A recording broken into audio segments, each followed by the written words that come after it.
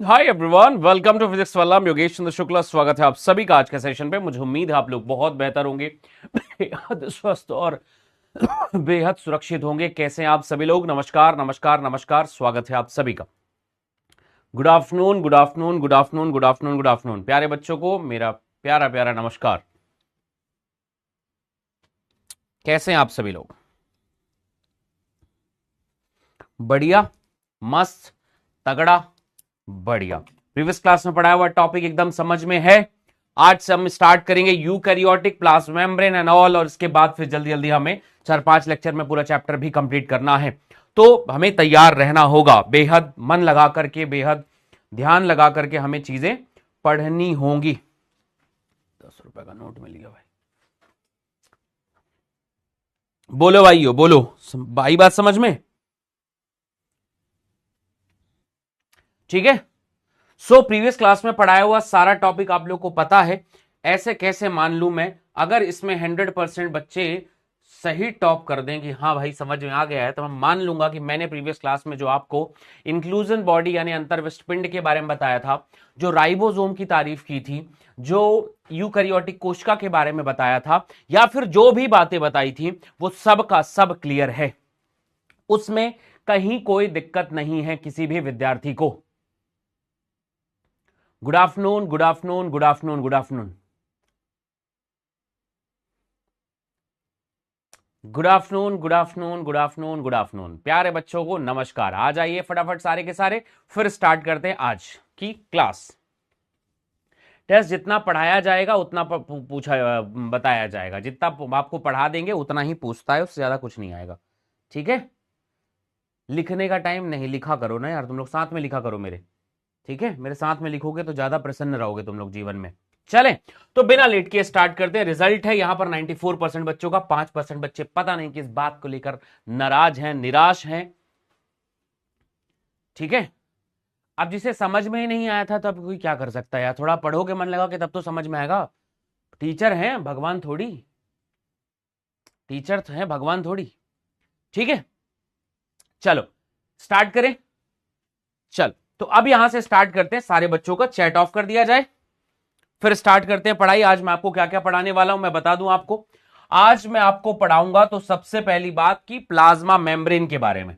ठीक है, कि प्लाज्मा झिल्ली किस चिड़िया का नाम है, ये मैं आज आपको बताऊंगा। प्लाज्मा मेम्ब्रेन के बाद जब ये हो जाएगा तो फिर मैं आपको पढ़ाऊंगा उनकी संरचना के बारे में, फिर उनके कार्य के बारे में, फिर हम बात करेंगे कोशिका भित्ति, पीवाईक्यू करेंगे, एनसीईआरटी 360 करेंगे, और ब्रह्मास्त्र करेंगे वाईसीएस सर के साथ। ये आज का हमारा टारगेट है। पुरानी क्लास में मैंने आपको राइबोसोम के बारे में बताया था, वो आरआरएनए और प्रोटीन के साथ बनता है। इन दोनों को मिलाकर राइबोसोम कहते हैं। जब यही चीज एमआरएनए के साथ मिल जाती है तो उसे पॉलीराइबोसोम कहते हैं। ये प्रोटीन फैक्ट्री है, इसे पैलेट कण कहते हैं, ये यूनिवर्सल ऑर्गन है, ये सभी में पाया जाता है। यूकैरियोटिक प्रोकैरियोटिक पाया जाता है, इवन कुछ अंगक के भीतर और कुछ अंगक के बाहर भी पाया जाता है। जिन अंगकों के अंदर पाया जाता है वो माइटोकॉन्ड्रिया और हरितलवक हैं, इसलिए इसे अंगक के भीतर अंगक वाली संज्ञा भी दी गई है। ये एकमात्र ऐसी संरचना है जो प्रोकैरियोटिक में भी है, यूकैरियोटिक में भी है। दोनों में आपको ये चीज देखी होगी। इसके अलावा मैंने आपको बताया था कि 80S के पास में जो राइबोसोम है उस पे 80 टाइप के प्रोटीन होते हैं, जबकि जो दूसरा वाला हमारे पास 70S है उसके पास 50 to 55 प्रोटीन्स होते हैं। राइट? अगर यहां तक क्लियर है, फिर मैंने इंक्लूजन बॉडी बताया था कि कुछ अवशिष्ट पदार्थ कोशिका द्रव में तैरते हुए झिल्ली रहित अंगक होते हैं। अगर फॉस्फेट को है तो फॉस्फेट कण, अगर साइनोफाइसिन को है तो साइनोफाइसिन कण, अगर गैस है तो गैस रिक्तिका कह देते हैं। ये एकमात्र ऐसी रिक्तिका है जिसके बाहर मेम्ब्रेन नहीं है, और ये यूकैरियोटिक की रिक्तिका से अलग है। फिर मैंने आपको बात बताई थी एक और, फ्लैजिला सिलिया और जो हमारे पास में फिम्ब्री पिलाई थे, इनके बारे में बताया था, सबका काम बता दिया था, सब कुछ आपको समझ में आ गया है। 7 लेक्चर जो पिछले हमने पढ़ाए हैं उसमें सिर्फ प्रोकैरियोट पढ़ा है आपने, बहुत स्लोली स्लोली पढ़ा है, और अब हम यहां से थोड़ी रफ्तार के साथ भागेंगे क्योंकि अब आपको थोड़ा बहुत समझ में आ गया होगा। ठीक है, आपको थोड़ा बहुत समझ में आ गया होगा कि चीजें कैसे पढ़नी है, चीजें कैसे समझनी है, चीजें कहां कहां पर क्या क्या हो सकती हैं, और क्लियर है ये सभी चीजें। अब बेटा जी स्टार्ट करते हैं बिना लेट किए हुए, यहां पर थोड़ा सा बंद कर देते हैं और शुरू करते हैं कोशिका झिल्ली की सबसे पहली कहानी। कॉपी पेन लेकर बैठ जाइए और मेरे साथ लिखिए कि कोशिका झिल्ली है क्या और इसका क्या मतलब है, कोशिका झिल्ली को हम क्या कहते हैं, क्यों कहते हैं। याद रखना इसी का नाम प्लाज्मा झिल्ली है, इसी को हम प्लाज्मा झिल्ली भी कहते हैं। नीट के बच्चों को वैसे मुझे सब बताना नहीं चाहिए, पर फिर भी दुर्भाग्य है मेरा कि मैं बताता रहता हूं। दूसरी बात, इसी को हम जीव द्रव्य झिल्ली कहते हैं, इसको ही हम जीव द्रव्य झिल्ली कहते हैं। यही कोशिका झिल्ली है, यही प्लाज्मा झिल्ली है, यही जीव द्रव्य झिल्ली है। फिर हम बताते हैं कि कोशिका झिल्ली यानी मैं अगर प्लाज्मा मेम्ब्रेन लिख दूं तो अब मैं इसे बार बार पीएम ही लिखूंगा, तो कोई भी बच्चा मुझसे पीएम का मतलब प्रधानमंत्री नहीं समझेगा, ठीक है। प्लाज्मा मेम्ब्रेन सभी कोशिकाओं में पाया जाता है, सभी कोशिकाओं में पाया जाता है। दुनिया की ऐसी कोई भी कोशिका नहीं होगी जिसमें प्लाज्मा मेम्ब्रेन प्रेजेंट ना हो। इसलिए ये एक और संरचना राइबोसोम के बाद है जिसे हम यूनिवर्सल कह सकते हैं, सर्वव्यापी, सार्वत्रिक कह सकते हैं, सार्वत्रिक कह सकते हैं कि सार्वजनिक है, मतलब समझ लो सार्वत्रिक, जो भी लिखते होंगे जैसे भी लिखते होंगे देख लेना। यानी यूनिवर्सल का मतलब भी सभी को पता है, एक जैसा ही सभी में होता है, ठीक है, सभी में एक जैसा ही होता। अगर आप किसी सेल मेम्ब्रेन को देखेंगे तो सेल मेम्ब्रेन के पास पाई जाने वाली सारी की सारी चीजें जितनी भी हैं वो सारी की सारी चीजें, एक प्रोकैरियोटिक हो, एक यूकैरियोटिक हो, एक कवक हो, एक फंगस हो, एक एनिमल्स हो, कोई भी हो, सबके पास एक संरचना प्लाज्मा मेम्ब्रेन जरूर होती है। एक और याद रखना राइबोसोम के बारे में, ठीक बात है।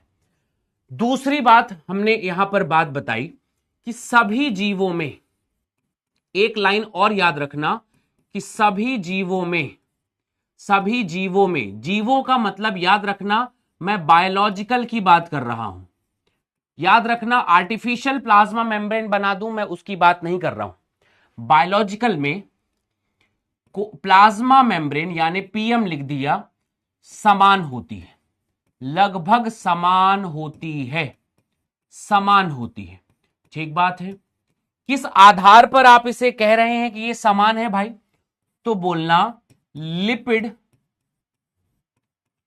एवं प्रोटीन की उपस्थिति के आधार पर, लिपिड एवं प्रोटीन की उपस्थिति के आधार पर। अगर आप लिपिड और प्रोटीन की उपस्थिति के आधार पर देखेंगे तो केमिकली दे आर सिमिलर आधार पर। तो मैंने ये बात पहले भी बता दी थी कि रासायनिक संगठन जो है, रासायनिक संगठन समान है, मतलब केमिकली सारे के सारे जो हैं वो समान है। ये बात भी मैंने आपको बता दी कि ये सार्वत्रिक है, और जिनके पास भी है तो ऐसा नहीं कि तेरे पास 80 है, तेरे पास 70 है, तेरे पास ऐसा, तेरे पास वैसा, नहीं, सबके पास समान संरचना वाली बनी होती है। एक और बड़ी बात इससे संबंधित जो पूछी जा सकती है वो ये है कि प्लाज्मा झिल्ली अर्धपारगम्य होती है। अर्धपारगम्य को हम दूसरी भाषा में चयनात्मक पारगम्य कहते हैं। अब इस शब्द का क्या मतलब है थोड़ी देर में आपको समझ में आएगा। इसी को कई जगह वर्णात्मक लिखा हुआ है, पर अंग्रेजी में आप एक लाइन बस इसके लिए ध्यान पे रखना कि दे आर सेलेक्टिव परमिएबल।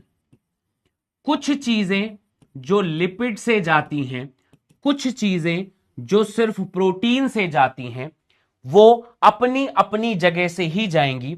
हर पदार्थ हर जगह से अंदर बाहर नहीं जा सकता, इसलिए आधा पारगम है, चयनात्मक है, चयन करके अंदर लेकर जाएगा, चयन करके बाहर भेजेगा। और वर्णात्मक है, इसका मतलब वर्ण, वर्ण मतलब कलर देख देख करके, मतलब भेद कर करके, भेद कर करके। वर्णात्मक का मतलब क्या होता है पता ना, भेद करके, वर्णात्मक मतलब रंग से नहीं है, यहां पर भेद करता है, भेद करता है, भेदभाव करता है, तेरे को लेके जाऊंगा, तेरे को लेकर नहीं जाऊंगा, इन तीनों का यह मतलब होता है। ठीक बात।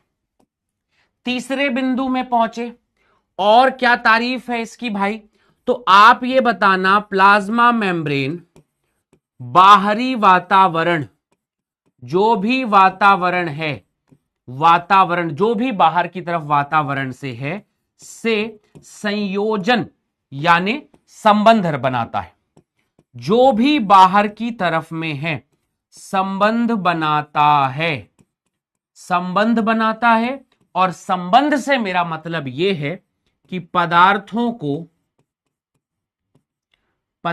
का इन आउट, या तो अंदर लेना या तो बाहर करना का कार्य करता, में कार्य करता है। कोई भी पदार्थ लेना होगा, कोई भी पदार्थ देना होगा, ये दोनों का काम प्लाज्मा मेम्ब्रेन का है, कोशिका भित्ति का नहीं, सिर्फ और सिर्फ प्लाज्मा मेम्ब्रेन का है। तो ये मित्रों मान लो हमारे पास कोशिका है और इसे मैं पीएम लिख देता हूं, यानी प्लाज्मा मेम्ब्रेन। तो कौन सा पदार्थ अंदर और कौन सा पदार्थ जाएगा, ये जो ट्रांसपोर्ट हो रहा है, ये सारा का सारा ट्रांसपोर्ट कोई रिप्रेजेंट करता है, तो उसे हम प्लाज्मा मेम्ब्रेन कहते हैं। थोड़ा और आगे बढ़े तो पता चला कि ये जो प्लाज्मा मेम्ब्रेन है भाई, वो बहुत लचीली होती है। अब सवाल ये ध्यान पे रखना है बच्चों कि भाई कोशिका भित्ति जो है वो कठोर होती है, पर ये जो है लचीली है, ये जो है लचीली होती है, ये जो है लचीली होती है। इतनी बातें समझ में आने के बाद अब आपसे बोला जाएगा थोड़ा डिटेल में पढ़ाइए सर, ये क्या ऊपर ऊपर का बात बता रहे हैं। तो आप बताना कि 1950 में इलेक्ट्रॉन सूक्ष्मदर्शी का खोज हुआ, इलेक्ट्रॉन के सूक्ष्मदर्शी के खोज के बाद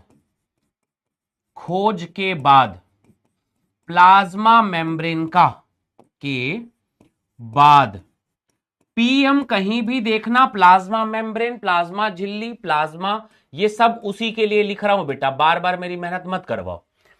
बात प्लाज्मा मेम्ब्रेन का डिटेल एकदम विस्तृत अध्ययन हुआ कि भाई जब मैं पूरा देख डाला प्लाज्मा मेम्ब्रेन कैसी दिखती है, कैसी होती है, ये कब पता चला, तो बोलना 1950 में इलेक्ट्रॉन माइक्रोस्कोप खोजा जा चुका था।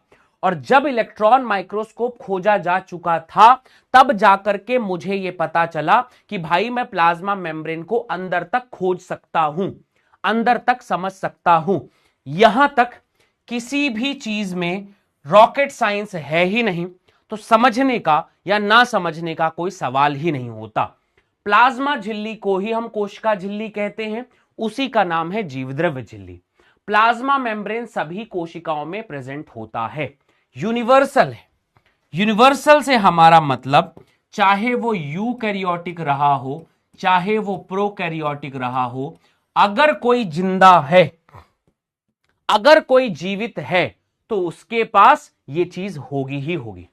सभी जीवों में प्लाज्मा मेम्ब्रेन समान होती है, सिमिलर। अब आप कहेंगे किस आधार पर आपने कह दिया सिमिलर, तो they all have lipid, they all have protein. तो लिपिड और प्रोटीन की उपस्थिति सभी में समान है, किसी में इसमें संदेह नहीं है। ये अर्ध पारगम है, ये चयनात्मक पारगम है, ये वर्णात्मक है। तीनों शब्द आपको हिंदी के प्रश्नों में देखने को मिलेंगे। तीनों का अलग अलग मतलब नहीं है, तीनों का मतलब एक ही है। कई जगह इसे वर्णात्मक रखता है, मतलब भेद करके लाता है, कुछ चीजों को लाएगा, कुछ चीजों को नहीं लाएगा, अपनी प्रकृति के आधार पर। केमिस्ट्री के हिसाब से आपको पता है ध्रुवणता, अध्रुवणता, है ना, इस सब चीजों को ध्यान में रखा जाता है। चयनात्मक का भी वही मतलब है कि चयन करके जो उसके फेवर के हिसाब से होगा। भाई आपको पता है लिपिड जो है वो अध्रुवीय पदार्थ है, प्रोटीन जो है वो ध्रुवीय हो सकता है। तो सब अपने अपने हिसाब से काम करते हैं, जो जिस प्रकृति को सपोर्ट करेगा उसको ले आता है और जो नहीं करता उसको नहीं लाता है। अर्धपारगम्य का भी वही मतलब है कि आधी चीजों को लाता है, आधी को नहीं लाता। अब ये कहेंगे कौन सी आधी को लाएगा, तो अगेन वही, जो उसकी केमिस्ट्री के फेवर में होगा वो उसको ले आएगा, जो उसकी केमिस्ट्री के फेवर में नहीं होगा उसको नहीं लाएगा। तो ये आप किसी भी भाषा में इसको समझिए, अर्धपारगम्य, चयनात्मक पारगम्य, वर्णात्मक, दे ऑल, इस सब का मतलब सेलेक्टिव परमिएबल ही है कि अपने हिसाब से चीजों को, अपने केमिस्ट्री के हिसाब से चीजों को चूज करेगा और अंदर बाहर करेगा। मैं इसको बताऊंगा काम में। प्लाज्मा मेम्ब्रेन वही है जो बाहरी वातावरण से संबंध बनाता है, कांटेक्ट बनाता है, रिलेशन बनाता है। जब ये रिलेशन बनाएगा तो कुछ पदार्थ अंदर से जो बाहर जाने हैं वही प्लाज्मा मेम्ब्रेन रिलीज करता है, बाहर से कोई पदार्थ अंदर आना है यही प्लाज्मा मेम्ब्रेन रिलीज करता है, एक्सेप्ट करता है।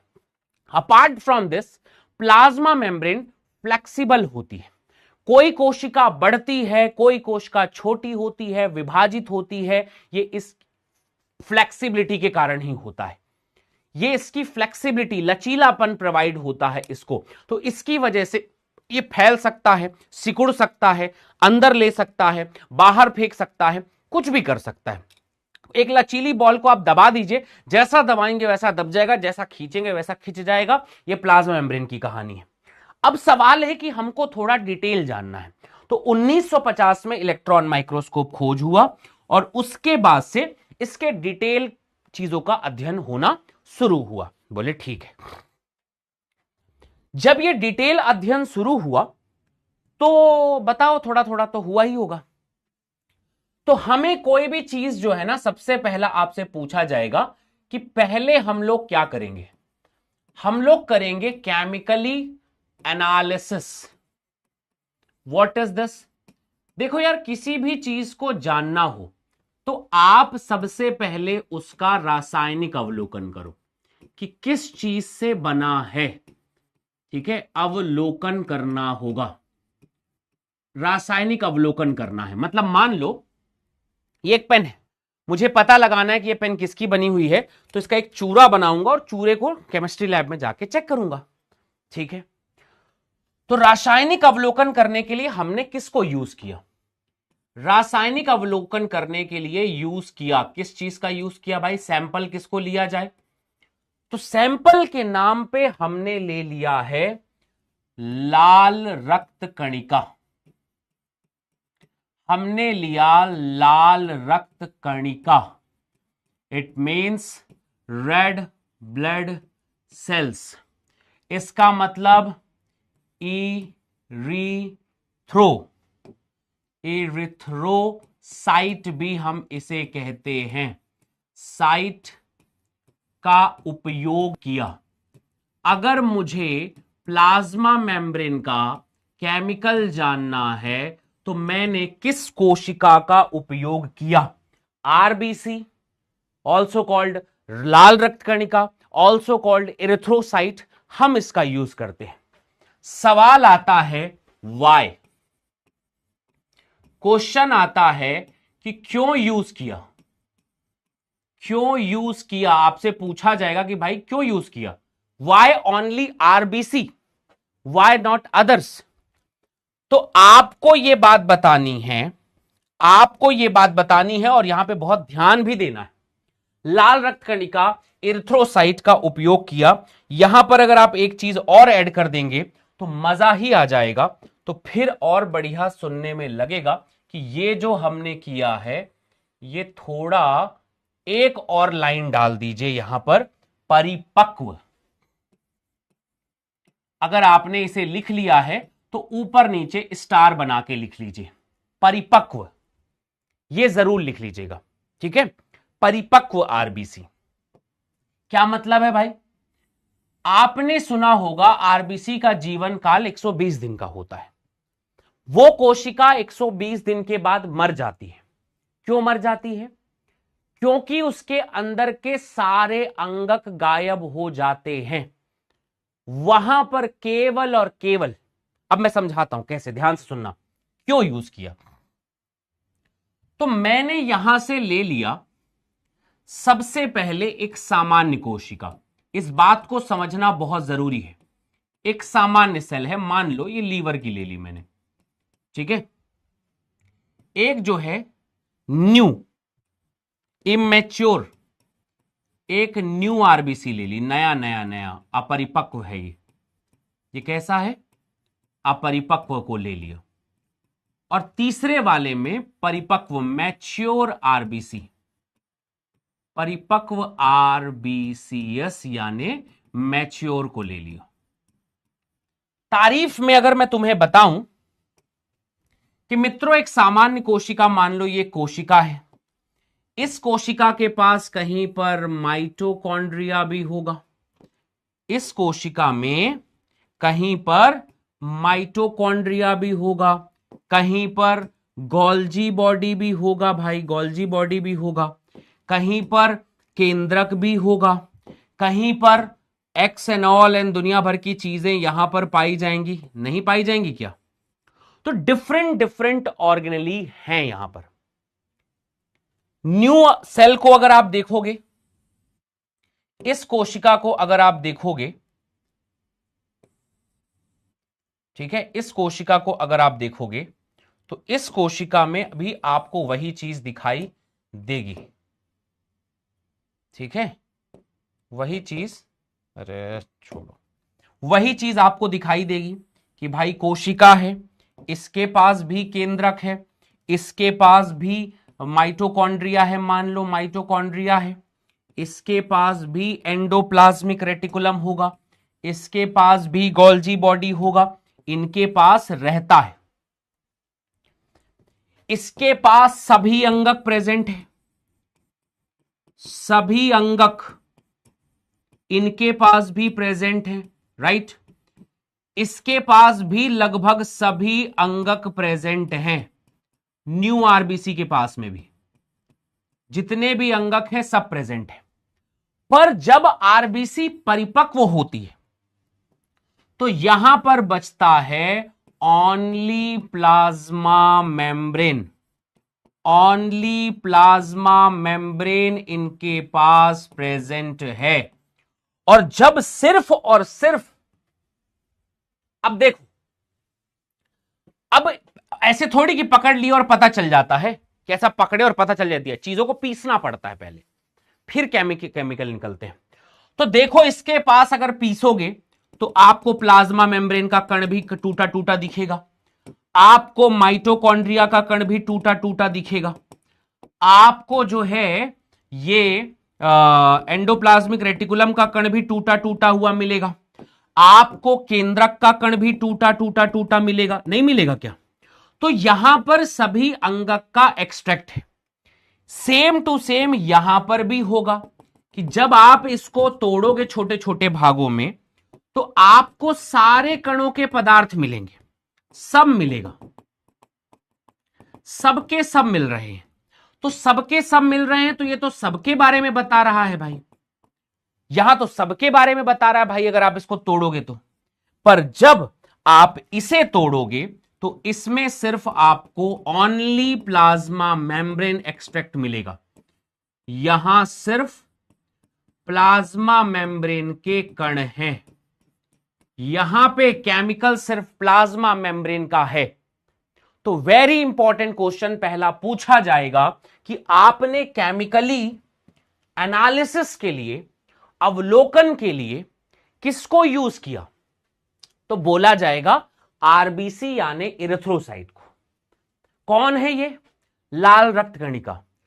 एसर्सन रीजन का क्वेश्चन पूछा जाएगा, व्हाई ओनली आरबीसी? तो बोलना देखो भाई सामान्य कोशिका में सभी अंगक है, अपरिपक्व आरबीसी में जो पूरी बड़ी नहीं हुई है उसमें सभी अंगक है, पर जो परिपक्व ऑर्गन है, परिपक्व आरबीसी है, वहां पर सिर्फ और सिर्फ प्लाज्मा मेम्ब्रेन प्रेजेंट है, ओनली प्लाज्मा मेम्ब्रेन प्रेजेंट।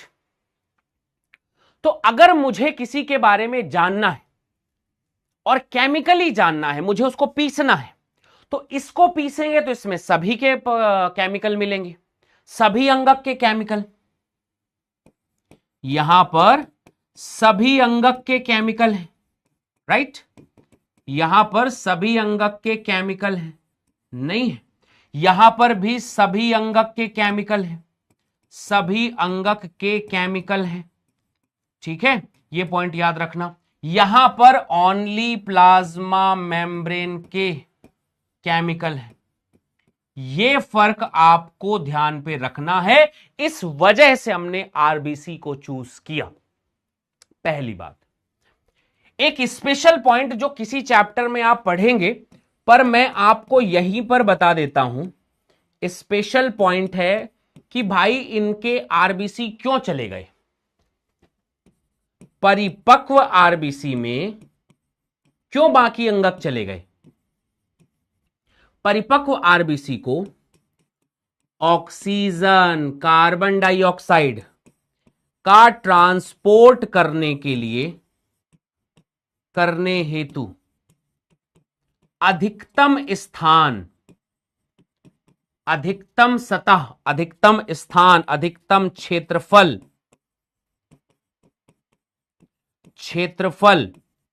प्रदान करने हेतु की, ताकि ज्यादातर ऑक्सीजन, कार्बन डाइऑक्साइड जा सके। बाकी अंगक, जो बाकी के अंगक हैं वो नष्ट हो जाते हैं, नष्ट हो जाते हैं। समझे बात को। तो ये लाइन आपको एकदम कंठस्थ याद रखनी है। ये आपका एक स्पेशल पॉइंट हो गया भाई, ये आपको सिर्फ और सिर्फ ऐसी याद रखना है बस। अलग से मैंने बता दिया। ये थोड़ा पॉइंट है, अभी विस्तार से समझे रहोगे तो समझ में आएगा कि भैया बाकी सबके पास प्लाज्मा मेम्ब्रेन है। न्यू आरबीसी ऑप्शन में लिखा रहे बोलना है, और अगर न्यू और परिपक्व नहीं दिया है तो सिर्फ आरबीसी दिया होगा, या तो सिर्फ आरबीसी दिया होगा ऑप्शन में, या तो फिर अगर आपको परिपक्व और अगर आपको न्यू आरबीसी में भेद बोल दे तो नई वाली आरबीसी को नहीं करेंगे। नई आरबीसी के पास सभी अंगक होते हैं, परिपक्व आरबीसी के पास कोई अंगक नहीं होते सिवाय प्लाज्मा मेम्ब्रेन के। और अभी से लेकर जितने भी अंगक पढ़ोगे तुम, एंडोप्लाज्मिक रेटिकुलम, कोशिका भित्ति, गोल्जी बॉडी, माइटोकॉन्ड्रिया, ये वो दुनिया भर के जितने भी पढ़ोगे, तुमसे कोई पूछे किसमें नहीं पाया जाता, तुम आरबीसी टिक कर देना। तो ये बात याद रखना, परिपक्व आरबीसी में ओनली प्लाज्मा मेम्ब्रेन प्रेजेंट है, बाकी अंगक एब्सेंट है। ये लाइन थोड़ी सी आगे भी आपको याद रखनी। बाकी मतलब कोई भी, सिलिया इसके पास एब्सेंट है, केंद्रक इसके पास एब्सेंट है, क्रोमोसोम इसके पास एब्सेंट है, प्लाज्मा मेम्ब्रेन इसके पास, सॉरी माइटोकॉन्ड्रिया इसके पास एब्सेंट है, गोल्जी बॉडी, लाइसोसोम, रिक्तिका, एंडोप्लाज्मिक रेटिकुलम सब इसके पास एब्सेंट है। बोले क्यों? क्योंकि इसको ऑक्सीजन, कार्बन डाइऑक्साइड ले जाना है और ले जाने के लिए इसको ट्रांसपोर्ट चाहिए, इसलिए हमने इसके मामले को गायब कर दिया। इतनी बात समझ में आई हो तो फटाफट बता दो और एक बार मुझसे कह दो, yes sir we got it, we got it. बताइए।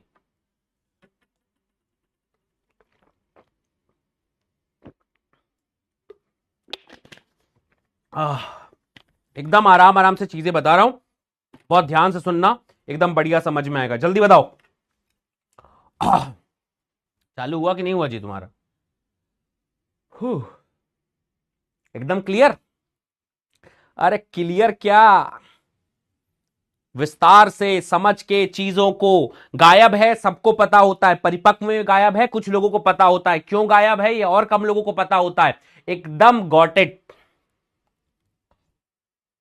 मैच्योर कहां? ये हां, मैच्योर है, मैच्योर, TURE, मैच्योर। ठीक बात? ओके सेट, धन धनाधन धन।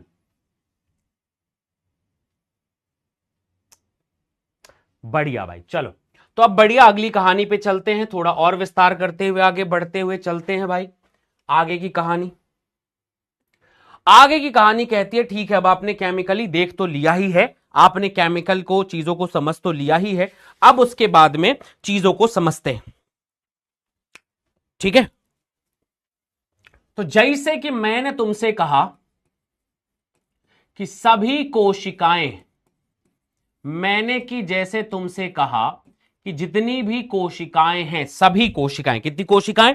सभी कोशिकाएं किससे बनी हुई हैं? लिपिड और प्रोटीन से।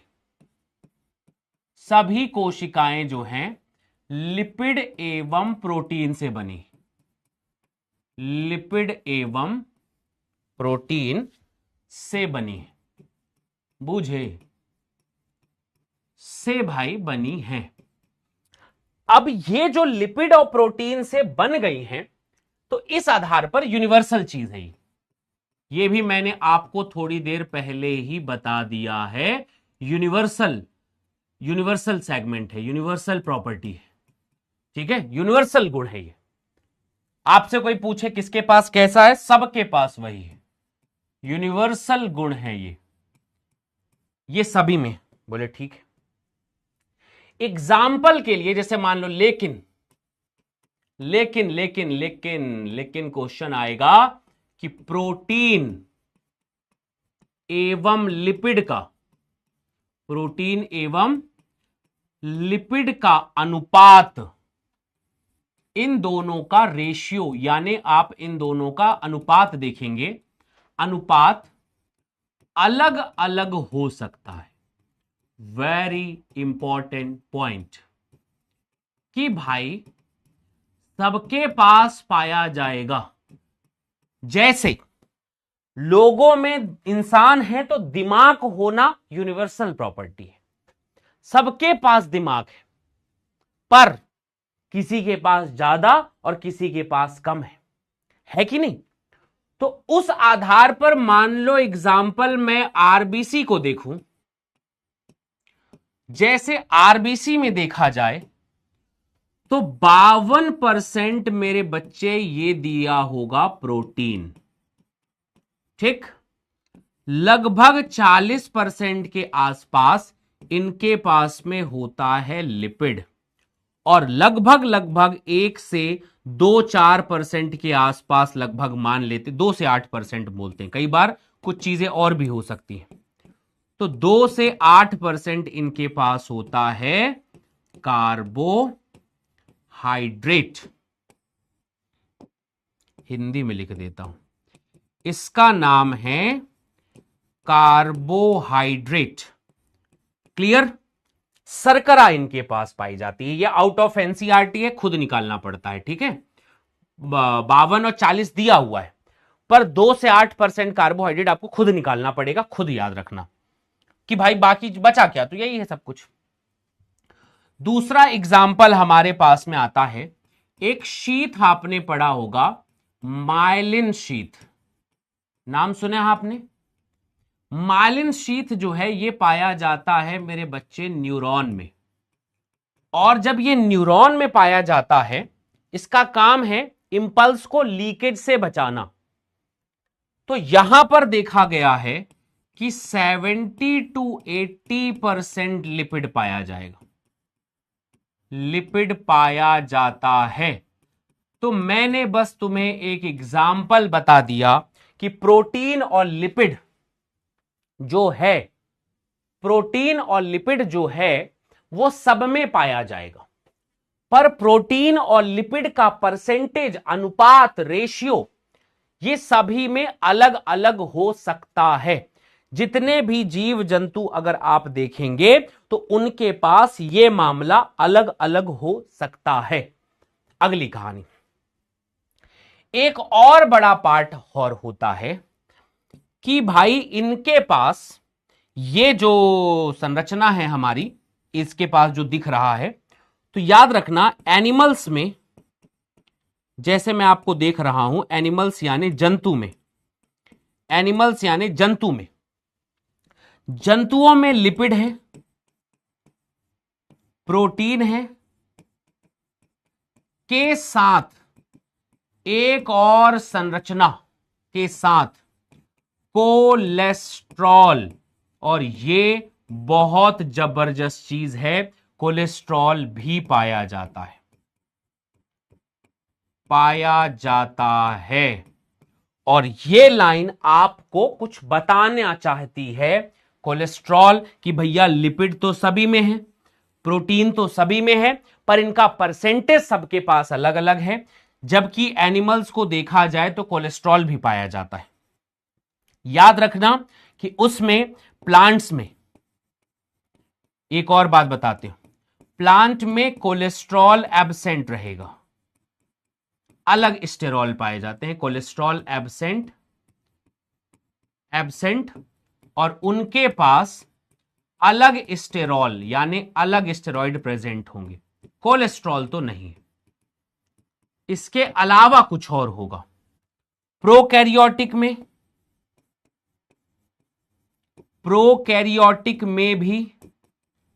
में भी कोलेस्ट्रॉल एब्सेंट है। तो तुम देखे बाबू कि जब हम इसको देखते हैं तो हमें दिखता है कि ये जो कोलेस्ट्रॉल है वो सिर्फ और सिर्फ एनिमल्स में है, वो प्लांट्स में, वो प्रोकैरियोटिक में कोलेस्ट्रॉल नहीं है, उसके अलावा कुछ भी हो सकता है।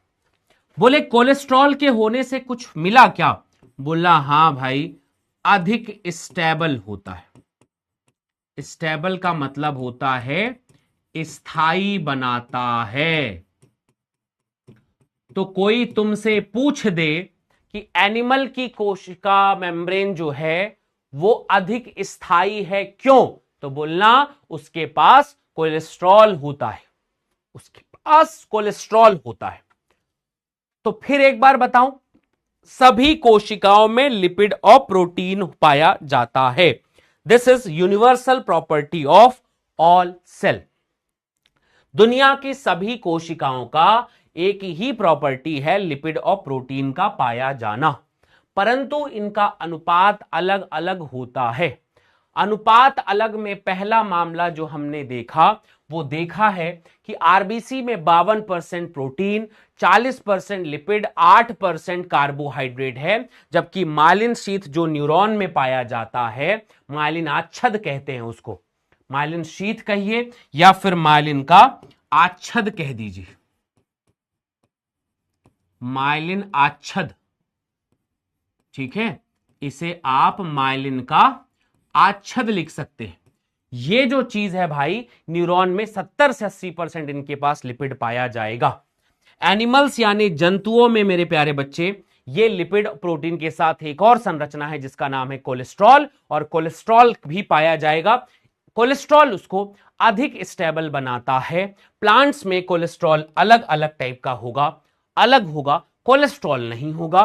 प्रोकैरियोटिक में भी कोलेस्ट्रॉल एब्सेंट होता है। यहां से क्वेश्चन आते हैं, मन लगा करके, ध्यान लगा करके, सुन करके, बढ़िया से सुनना पड़ेगा आपको।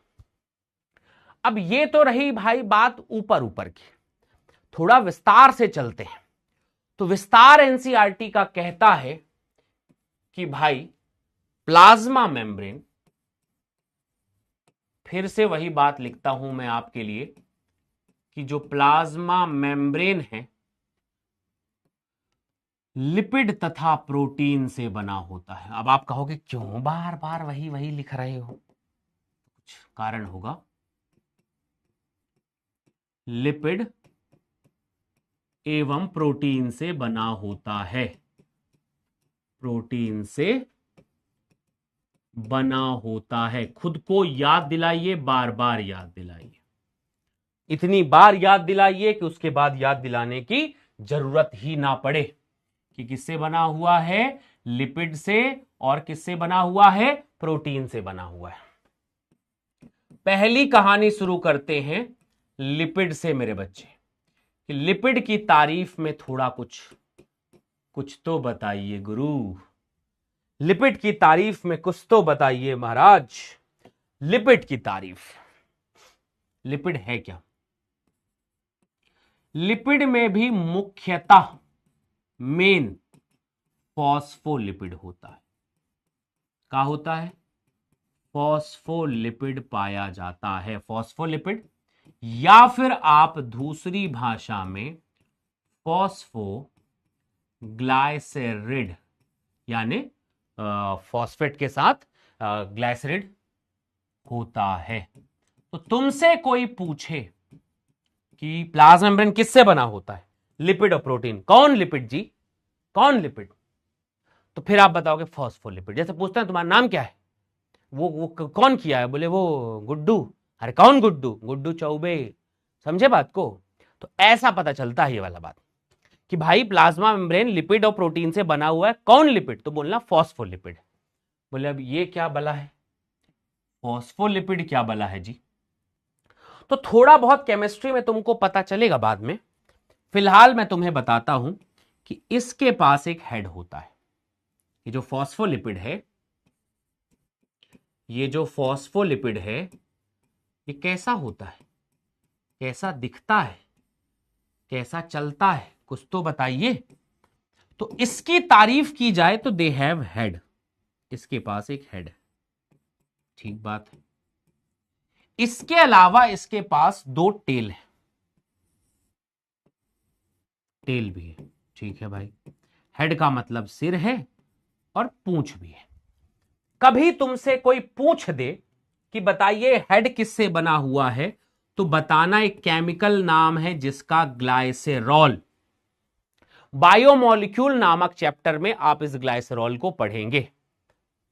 टेल जो होती है, इसकी तारीफ पूछी जाए तो कह देना ये होती है फैटी एसिड, ये होता है आपका फैटी एसिड यानी वशीय अम्ल। क्या नाम है इसका?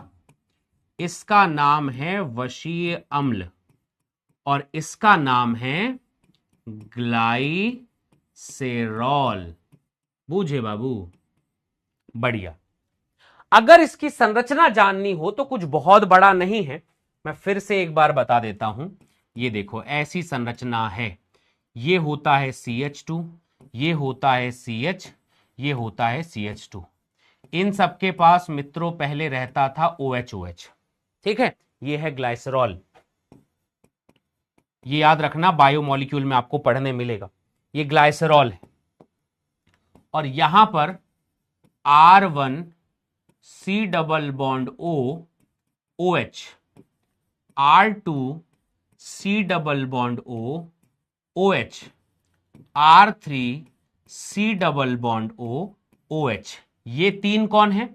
तो 3 है इनके पास वशीय अम्ल। समझे मित्रों? अब ये जो है हमारे पास, इन दोनों से हम H2O को हटा देते हैं, ऐसा, ऐसा और ऐसा, ठीक है।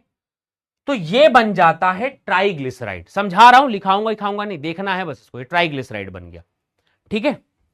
अब सपोज करो कि ये 2 वशीय अम्ल हैं और यहां पर आकर जुड़ गया फॉस्फेट, मान लो फॉस्फेट समूह आ गया। तो आप गौर फरमाओ यहां पर कि मित्रों ये तीनों मिलकर बन गए, ये हो गया हेड, ठीक। यहां से आप इसको देखो, ये वाला चीज, ये एक टेल, ये दूसरा टेल, और ये हो गया फॉस्फेट। समझ में आई बात? तो ये बस मैं आपको बस ऐसी रफली बता रहा था कि कभी तुम्हें बायोमोलिक्यूल में पढ़ोगे, बट आपको ये अभी से याद रहना चाहिए कि ये जो हेड है ये ग्लाइसेरॉल से बना है, जो नीचे टेल हैं वो फैटी एसिड्स हैं, और इसके ऊपर की तरफ में एक और भाग है, एक और भाग है यहां पर, ऐसा एक और भाग ऐसे ऐसे आकर यहां पर जुड़ा हुआ है। और इस भाग में कौन है आपको पता है? इस भाग में है फॉस्फेट PO3-, फॉस्फेट समूह। और ये जो है ये तो है ही हेड। तो ये तीसरी चीज हो गई आपके पास में फॉस्फेट समूह। इसी को फॉस्फोलिपिड कहते हैं। ये दोनों लिपिड हैं, ऊपर फॉस्फेट है इसलिए फॉस्फोलिपिड। और तुमसे कभी कोई पूछ दे कि लिपिड किससे बनता है, तो बोलना ग्लाइसरॉल प्लस फैटी एसिड। एक है तो मोनोग्लिसराइड, 2 है तो डाइग्लिसराइड, 3 है तो ट्राइग्लिसराइड। जैसे ये जो है 2 फैटी एसिड। कुछ समझ में आई बात? ठीक बात है। अब ये फॉस्फेट समूह के बारे में आप एक तारीफ कह सकते हैं कि ये ऋणात्मक होता है। ज्यादा अंग्रेजी लिख रहा हूं, रुको। ये जो है ऋणात्मक आवेश है, इसकी तारीफ आप इतना कह दीजिए। ठीक बात है, ये ऋणात्मक आवेश है। ये जो ग्लाइसेरॉल है ये ध्रुवी है। ध्रुवी का मतलब समझते हैं ना, पोलार, पॉजिटिव नेगेटिव में टूट जाता है। जो वशीय अम्ल है ये अध्रुवीय है। अध्रुवीय का मतलब समझते हैं ना, नॉन पोलार है, नेगेटिव पॉजिटिव में नहीं टूटता है। जो पॉजिटिव नेगेटिव में टूट जाता है उसे हम कहते हैं जलरागी। जलरागी का मतलब है हाइड्रोफिलिक, प्रेमी है ये पानी का। जो अध्रुवीय होता है उसे हम जलभीरू या फिर जलविरागी कहते हैं। और जलविरागी का अंग्रेजी मतलब होगा हाइड्रोफोबिक, जल से डरता है। कुछ बात समझ में आई?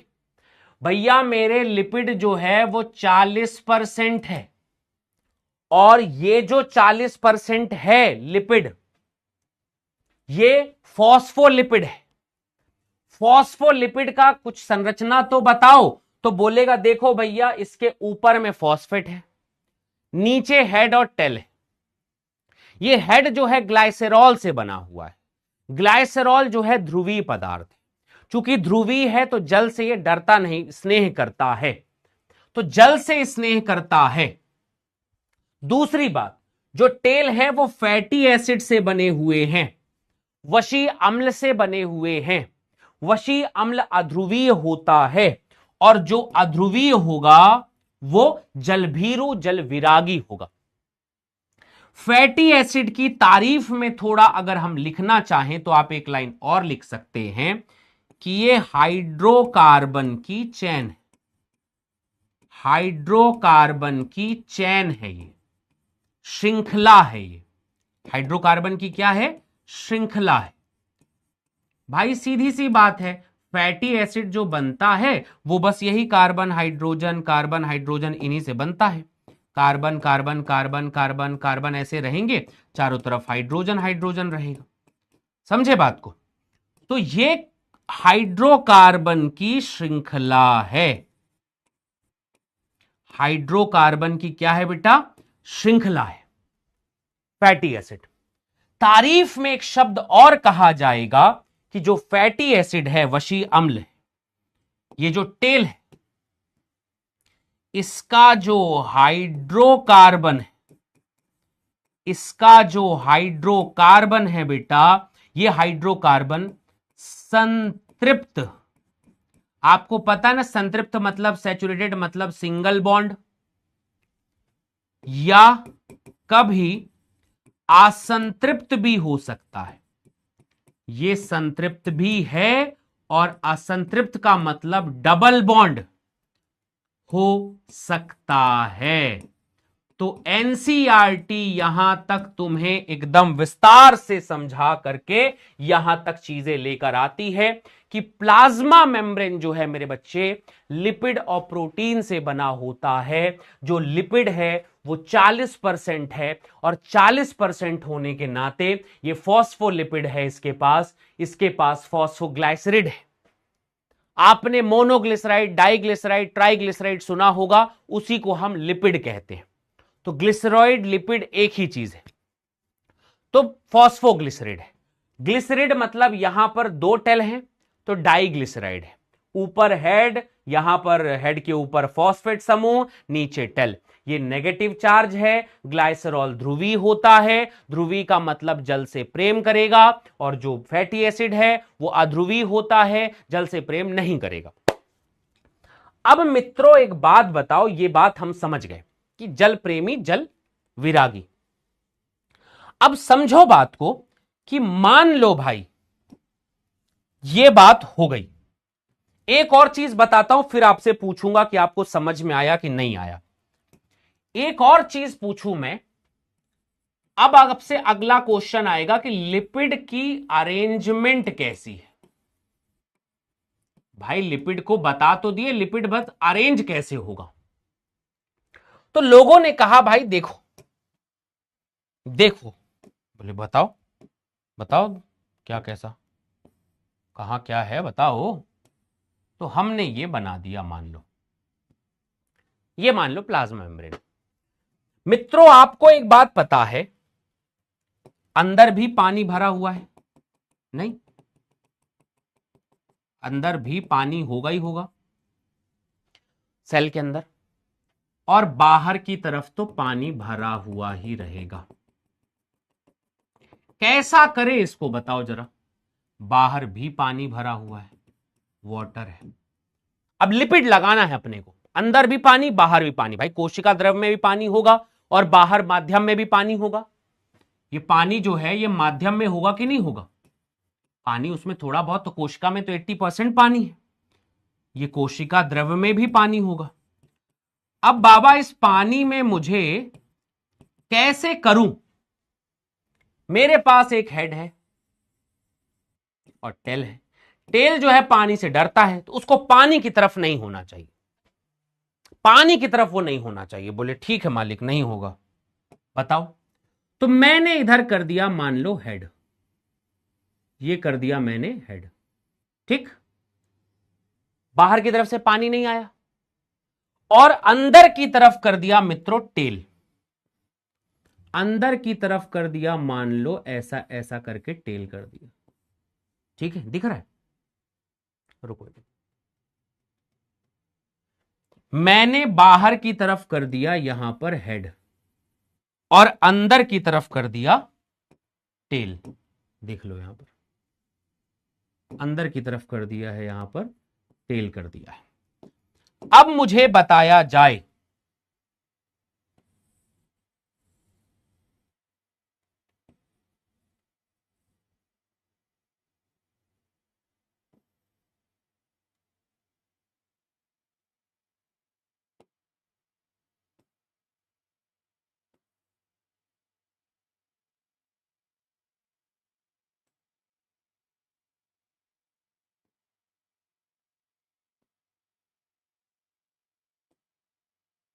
हाँ भाई, ये हो गया, मान लो हमारे पास में ये बना हुआ है, ठीक है। ये बाहर की तरफ पानी है, बहुत ध्यान से देखना, बाहर की तरफ पानी है। ये मैंने बना दिया अपना हेड, पानी की तरफ डाल दिया हेड को और अंदर की तरफ डाल दिया टेल को। मित्रों अब एक बात बताओ मुझे, लेकिन पानी तो इधर भी है, तो ऐसा करो कुछ कि अब इधर भी हेड डालो और अंदर की तरफ डालो टेल को। समझे बात को? ये हो गया टेल। तो ऐसा छिपा दिया हमने कि बाहर और अंदर की तरफ, इधर भी इधर, दोनों का बाहर जो है outer outer side, outer outer side, ये हो गया आपका हेड और ये हो गया टेल अंदर की ओर। समझ रहे हो? ये हो गया हेड, ये हो गया टेल, ये हो गया हेड, ये हो गया टेल। तो ऐसा करके मुझे एक बनाऊंगा तो दिक्कत होगी, मुझे लिपिड की बाई लेयर बनानी पड़ेगी। तो ये हो गया बच्चे हेड, ये हो गया टेल, ये हो गया फिर टेल, और फिर हो गया ये वाला हेड। तो एनसीईआरटी कहती है, एनसीईआरटी कहती है कि जो बाबू हेड था, एनसीईआरटी कहती है कि जो बाबू हेड था, हेड मतलब सिर था, सिर मतलब ध्रुवीय भी था, ये बात याद रखना, एक एक करके याद दिलाते रहना। और जलरागी भी था, जल से प्रेम भी करता था, वो माध्यम जल की ओर, वो बाहर की ओर, आउटसाइड, बाहर की ओर, जल की ओर व्यवस्थित किया गया, व्यवस्थित किया गया, उसको ऐसा अरेंज किया गया कि पानी की तरफ सिर रहे। लेकिन जो बाबू हमारे पास में टेल था, टेल अध्रुवीय भी था और अध्रुवीय होने के साथ साथ जल से विरागी भी था, भीरू डरता भी था। तो चूंकि ये डरता था, तो जल से अलग रखने हेतु या बचाने हेतु, रखने हेतु जो हमने दो स्तर बनाया है, द्विस्तर की, अंदर की ओर, हमने उसे अंदर की ओर व्यवस्थित किया। समझे बात को? मान लो मैंने अपनी हथेली को बचाना चाहता हूं गिरने से, तो मैं दोनों हथेली को ऐसा कर लूंगा, हथेली अंदर की ओर, दोनों तरफ बाहर बाहर वाला भाग रहेगा। इसी तरह यह संरचना बनती है। ये बाहर बाहर की तरफ हेड बना दिया हमने, देखिए जरा, बाहर बाहर की तरफ हेड बना दिया हमने, ये हेड है। पानी की ओर हेड बना दिया हमने कि पानी को कौन सहेगा, हेड सहेगा भाई, हेड सहेगा भाई। और अंदर की ओर कौन रहेगा, तो टेल रहेगा भाई, टेल रहेगा भाई। छुपा हुआ कौन रहेगा भाई, टेल रहेगा भाई। और यह हो गया अरेंजमेंट लिपिड का। तो अंदर की ओर क्यों है, क्योंकि वो जल से डरता है, और इसलिए यहां पर मुझे लिपिड की डबल लेयर लगी है। तो मुझे यहां पर लिपिड की जो लेयर लगी है, लिपिड की डबल लेयर लगी है, द्विस्तरीय बनती है, द्विस्तरीय परत बनती है। उसकी दो स्तरीय परत बनेगी होगी। अगर वो दो स्तर नहीं होती तो उसके जलरागी और विरागी होने का कोई सेंस बनता ही नहीं। तो जलरागी विरागी होने के लिए हमें उसे डबल लेयर बनाना पड़ेगा, तभी भाई। एक से काम नहीं चलेगा, मैं कैसे छुपाऊंगा इसको, कहां छुपाऊं, तो दूसरा भी बनाओ, छुपा सकते हैं उसको डबल लेयर बना करके। तीसरी बात, यहां पर एक बात और याद रखना बहुत जबरदस्त, कि लिपिड के कारण, ये जो लिपिड है, उस लिपिड के कारण प्लाज्मा मेम्ब्रेन यानी कोशिका झिल्ली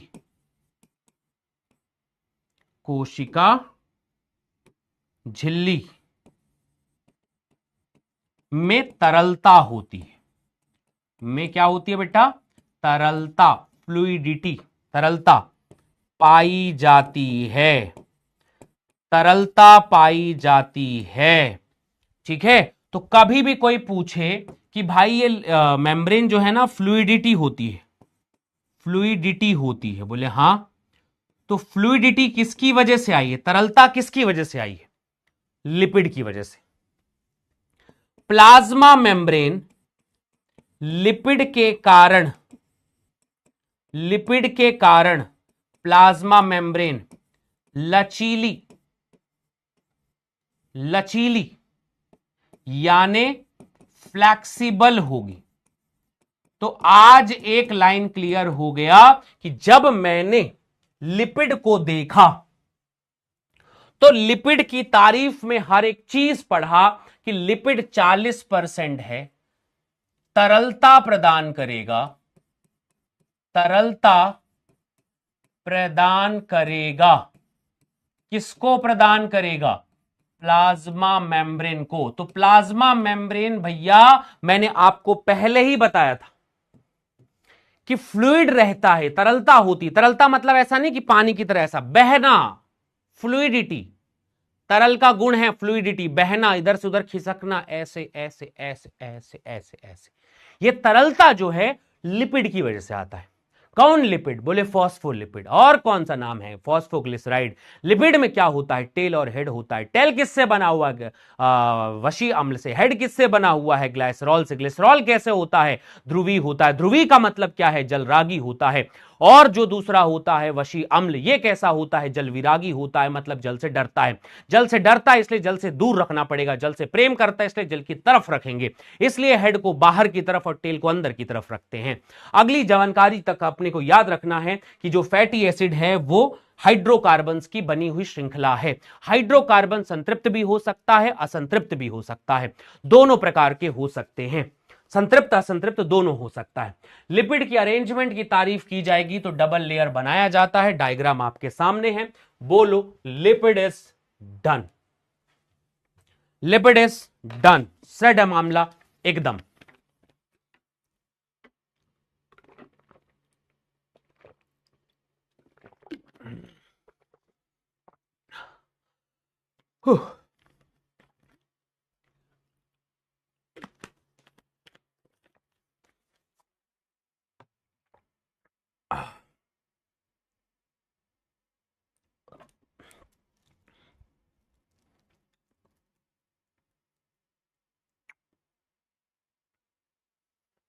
दिख रहा हूं मैं? Lipid is done. अरेंजमेंट मतलब व्यवस्था यार, बहुत घनघोर हिंदी पढ़ते हो तुम लोग कभी।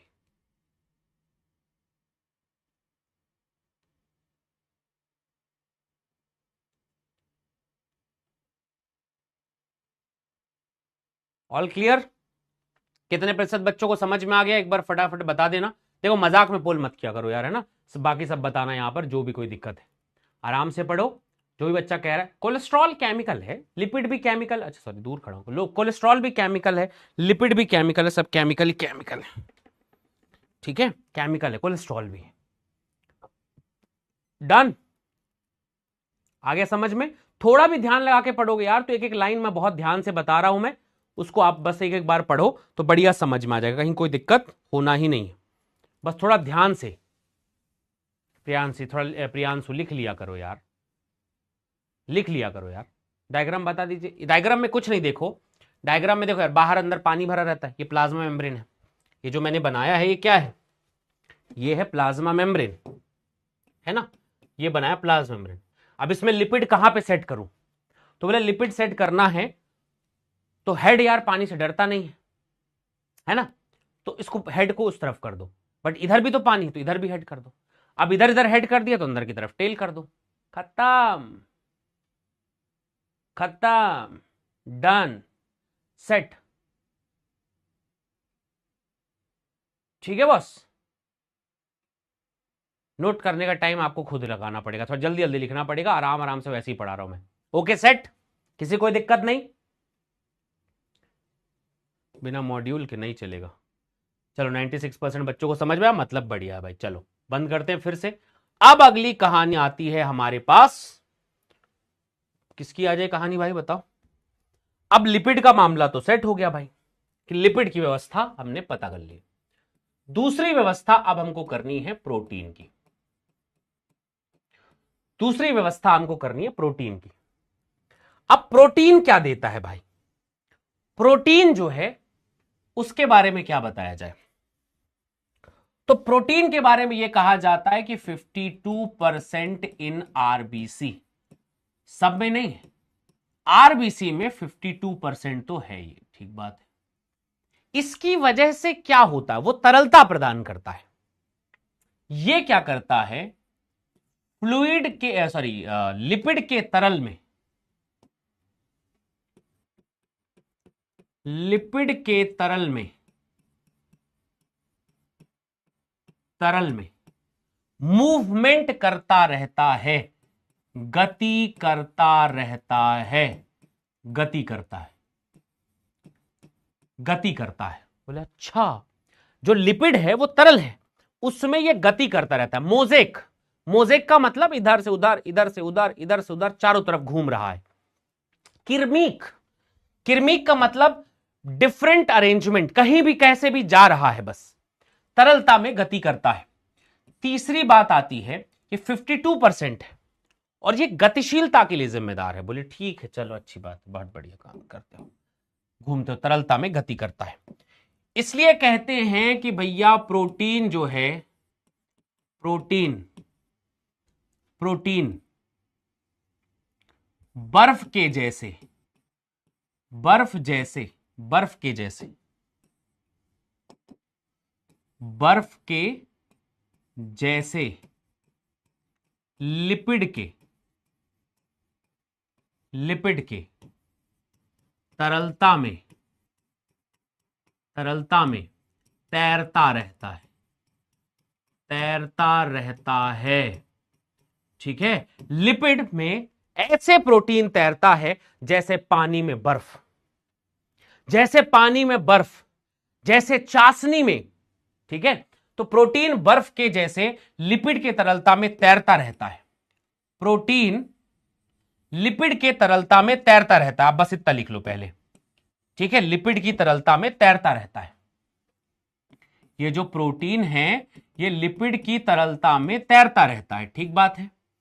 एग्जाम्पल के तौर पर आप बोलेंगे जैसे बर्फ तैरता है पानी में, जैसे बर्फ तैरता है पानी में, देखा है? जैसे रसगुल्ला, रसगुल्ला गुलाब जामुन तैरता है, रसगुल्ला तैरता है किसमें भाई? चाशनी में। ठीक है, आपने देखा होगा चाशनी में वो तैरता रहता है भाई। तो ये दो काम। तो प्रोटीन कौन है? बर्फ। प्रोटीन कौन है? रसगुल्ला। लिपिड कौन है? पानी। लिपिड कौन है? चाशनी। ठीक है, ऐसे ये तैरता रहता है। बढ़िया, बोले बहुत ही अच्छा काम करता है यार, मजा आ गया सुन के। अब इस तैरने पे थोड़ा कुछ और बताइए। तो इसको इतने पे रहने देते हैं, ठीक है। 52% लिपिड प्रोटीन है, ठीक, बहुत अच्छी बात है। अगली कहानी आती है प्रोटीन के प्रकार। प्रोटीन के प्रकार, कितने प्रकार के प्रोटीन होते हैं? तो टाइप ऑफ प्रोटीन को अगर हमको देखना हो तो बताना लिपिड से, अब लिपिड में तैर रहे हैं, लिपिड से प्रोटीन को निकालने की सुविधा के अनुसार, सुविधा के आधार पर, कि भाई उसको मैं निकालना चाहता हूं, उसके निकालने की सुविधा के आधार पर टाइप। इसको मैं अंग्रेजी पे लिखता हूं सुविधा, यानी सरलता भी लिख सकते हैं यहां पर। निकालने की सरलता, निकालने की सरलता, कितनी सरलता से निकाला जा सकता है, सरलता के आधार पर। कि भाई सरलता के आधार पर इसे अंग्रेजी में लिखेंगे ईज ऑफ एक्सट्रैक्शन। मैंने उसके टाइप को बताया है। ये टाइप किस आधार पर मैंने किया है? ये जो टाइप मैंने किया है, ये किस आधार पर मैंने किया है? ये टाइप मैंने ईज ऑफ एक्सट्रैक्शन के आधार पर किया कि मैं कैसे निकाल सकता हूं। अब समझो बात को, अब समझो बात को। तो मैंने इसके दो टाइप निकाली है। रसगुल्ला को निकालने का दो तरीका है बाबा, है ना? रसगुल्ला को निकालने का दो तरीका है। पहला तरीका यह है, पहला तरीका यह है कि मान लो, मैं तो कहता हूं मान ही लो। अब मान लो ये लिपिड का समंदर है, ठीक है? अरे इसको छोड़ो, मान लो ये लिपिड का समंदर है,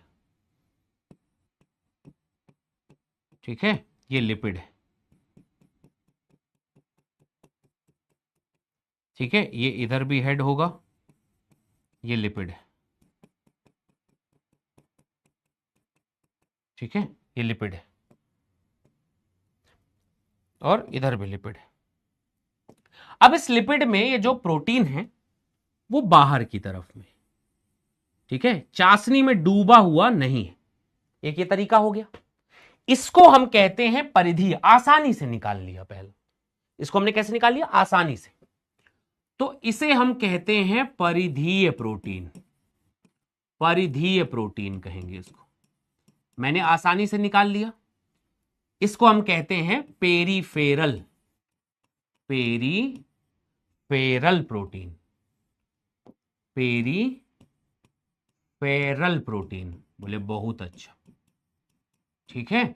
बिना चाशनी में डुबाए, रसगुल्ला से देखे, ऊपर से पकड़े, गप से अंदर अंदर चला गया, आसानी से निकाल लिया, पेरीफेरल। इसी को हम कहते हैं एक्सट्रिंसिक। एक्सट्रिंसिक का मतलब होता है बाहर की तरफ में है, ठीक है?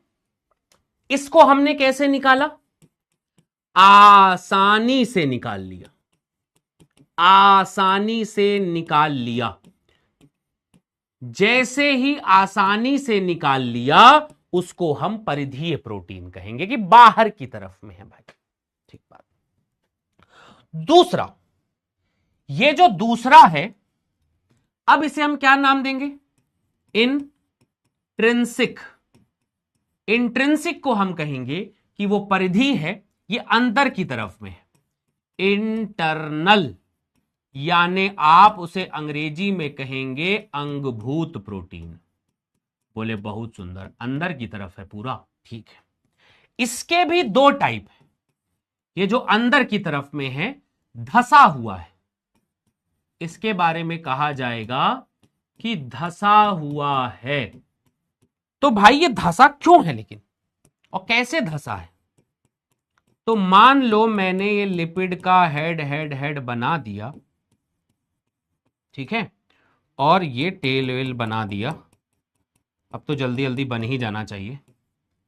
ये head head head head head head बना दिया, ये head head head head head head head head बना दिया, ये tail tail tail tail tail tail tail tail बना दिया, ठीक है। अब एक जो हमारा प्रोटीन है वो पहले एकदम बाहर था, अब प्रोटीन थोड़ा सा अंदर धस गया, मान लो ऐसा धस गया। देखो ध्यान से, पहला तरीका ये हो गया धस गया, इधर से धसा हो या इधर से धसा हो, जैसा भी है थोड़ा सा धस गया है भाई ये, ठीक है। एक ये तरीका हो गया। दूसरा हो सकता है कि ये पूरा आर पार हो गया हो, एकदम ही धस गया हो, ये दूसरा तरीका है। ये प्रोटीन पूरा धस गया हो, तो अब इसको निकालने में थोड़ा कष्ट होगा कि नहीं होगा? एक आसानी से निकाला जा सकता है, एक थोड़ा धसा हुआ है, थोड़ा धसा हुआ है, एक पूरा धसा हुआ है। ये तीन टाइप का होगा। तो जो आसानी से निकाल लिया गया वो परिधीय है, जो थोड़ा थोड़ा ही ऊपर है इसे हम कहेंगे आंशिक अंगभूत, इसे हम कहेंगे आंशिक अंगभूत, मतलब पार्शली धसा हुआ है, आधा धसा है, इसे आप कहेंगे ये आधा धसा हुआ है, आधा धसा है, आधा धसा हुआ है, ठीक बात है। ये क्या है भाई? इसके बारे में कहा जाएगा कि पूरा आर पार है, पूरा धसा हुआ है, और इसे अपन कहेंगे भाई कि क्लियरली धसा हुआ, मतलब फुल्ली बरीड, पूरी तरह से धसा हुआ है, तो इसे हम कहेंगे फुल्ली इंट्रिंसिक, आंशिक अंगभूत। और जबकि आप इसे कहेंगे पूर्ण अंगभूत, पूर्ण अंगभूत प्रोटीन। बोलो हां मित्रों कि प्रोटीन भी समझ में है हमरे, कि प्रोटीन के टाइप जो है भाई वो उसके निकालने की प्रकृति के आधार पर है। निकालने की प्रकृति तीन तरीके से होती है। एक तरीका है कि भाई पूरा बाहर ही है, परिधि है, एक थोड़ा आधा धसा हुआ है, एक पूरा धसा हुआ है। ये हो गया प्रोटीन की कहानी, ये हो गया प्रोटीन का कॉन्सेप्ट। प्रोटीन कैसा है, प्रोटीन कितने परसेंट है, कहां तैर रहा है, कहां कैसा है, ये सारी बातें मैंने तुमको बता डाली हैं। यस कह दो कि yes sir, we got it, हमने ये बात समझ ली है, ठीक है। हमने ये बात समझ ली है कि भैया ये मामला पूरा बनेगा, और इनके हिसाब से एक एक चीज आपको ध्यान पे रहनी चाहिए, कहीं कोई दिक्कत है ही नहीं, ठीक है, कहीं कोई दिक्कत है ही नहीं। फटाफट कह दो एक बारी कि भाई लिपिड और प्रोटीन की कहानी बन जाएगी, लिपिड और प्रोटीन की कहानी बन जाएगी।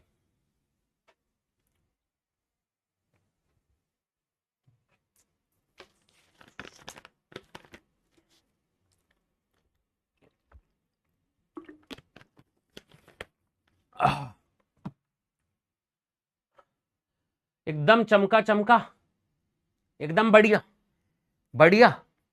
बहुत स्लो है ना, मेरा साबुन स्लो ही है। आराम से पढ़ो, तुमको टेंशन लेने का जरूरत नहीं। सिलेबस का बहुत तेज पढ़ना है तो पढ़ो फिर, और क्या, और क्या।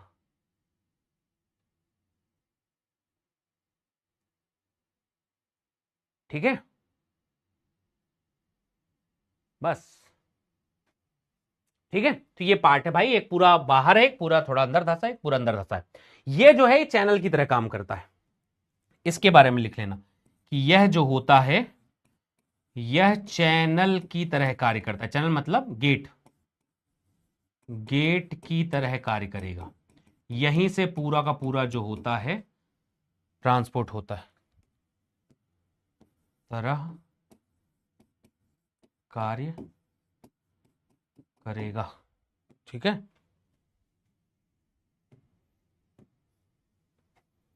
तरह कार्य करेगा, ये लाइन लिख लेना। ठीक है भाई, तो ये हो गई इनकी स्थिति, इनकी कहानी, इनका कॉन्सेप्ट जो है वो अब पॉइंट बन जाएगा। अरे क्या एक बार बता दो, छोटा सा पॉइंट है यार, प्रोटीन बताओ, दिन बार तो बता ही चुका हूं मैं, तुम लोग बस एकदम बैठ जाते हो दिमाग में बैठा के। लिपिड के प्रोटीन से निकालने की सरलता के आधार पर टाइप, एक आराम से निकल देते हैं, एक आराम से निकल गया, वो परिधीय प्रोटीन है। जो थोड़ा धसा हुआ है वो आंशिक अंगभूत है, जो पूरा धसा हुआ है पूरा अंगभूत है, खत्म। इसमें क्या बड़ी बात है बताओ। लिपिड इतना कठिन था, उसको फटाफट समझ गया, प्रोटीन को बस ईज ऑफ एक्सट्रैक्शन के हिसाब से बस खत्म, बस इतना ही है। ठीक है, एक पूरा डूबा हुआ, एक ऐसा वैसा वैसा वैसा वैसा, बस एक पूरा धसा हुआ, एक पूरा पूरा पॉइंट यहां तक बन जाता है। तो ये हमारे पास में मामला बन गया, अभी समझ में है। चले भाई, चलो तो अगला पार्ट हमारे पास में आता है, इसको अब बंद करते हैं। इसे हम कहते हैं कोशिका झिल्ली का फ्लूइड मोज़ेक मॉडल। भाई देखो, इस अब तक जो है ना बहुत लोगों ने मॉडल दिया कि भाई अब इसकी संरचना पे काम किया जाए, मैंने देख लिया है, अब कोशिका झिल्ली का फ्लूइड मोज़ेक मॉडल अपने को बताना है।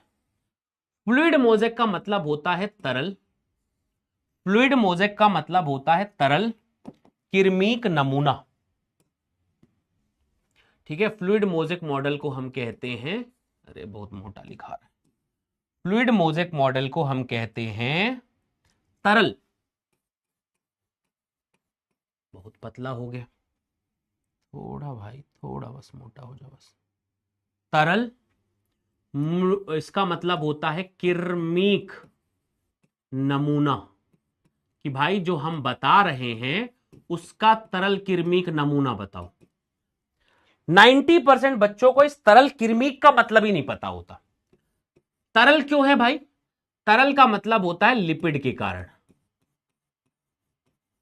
लिपिड के कारण वो तरल है।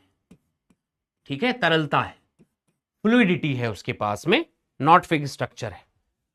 किरमीक का मतलब क्या होता है? किरमीक का मतलब होता है प्रोटीन का दिशाहीन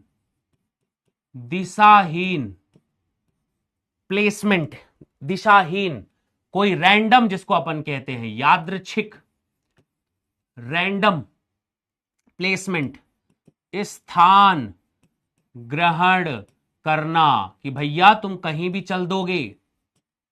ठीक है, समझ रहे हो भाई? चाशनी में रसगुल्ला का स्थान फिक्स है क्या?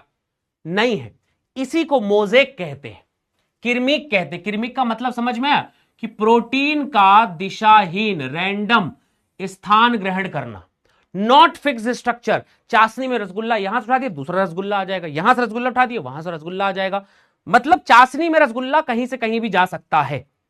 और चाशनी जो है भाई वो तरलता है, तो लिपिड इज अ चाशनी, रसगुल्ला इज अ प्रोटीन, तो तरल किरमिक नमूना इसके हिसाब से भी चलता है। 1972 में सिंगर एवं निकोलसन ने दिया, सिंगर एवं निकोलसन ने प्रस्तावित किया। मैं ज्यादा कुछ तो नहीं बताऊंगा, पर आपको थोड़ा सा हल्का हल्का मान लेना है। प्रस्तावित किया और डिटेल में प्रस्तावित किया था 1972 में सिंगर और निकोलसन ने प्रस्तावित किया। कौन सा किया?